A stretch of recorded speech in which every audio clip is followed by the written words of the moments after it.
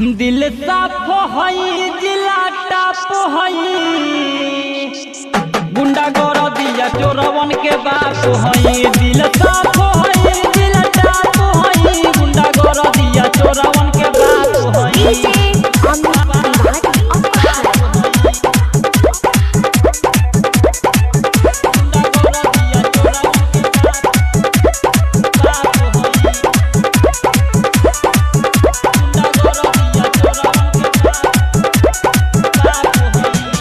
शेर के शिकार हम राखिल शौक हो केहू घरे ना इतना बखौफ हो सब केहू हमरा के कहेला बस हो सब कर दिलावा करे धक्का धक हो बाकी अत्याचार के खिलाफ हई।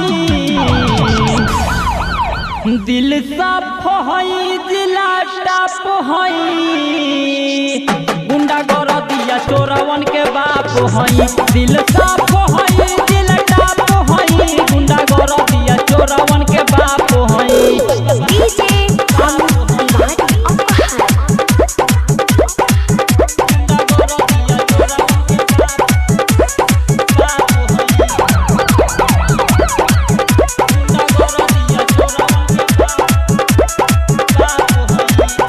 अरे दिला तो अपना हम करिले राजा हो अनुप धनंजय बात कहेले सच हो अंकुर पांडे सुन हमें रांगा बाज हो कब नहीं मिटेला सोना छाप हो कसया पड़ रवन के सान होई।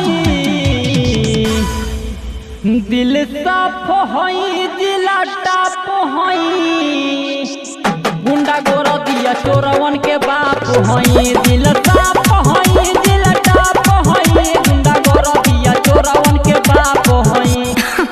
अरे पूरा इंडिया हिली बाबू खाली तू देखत जा।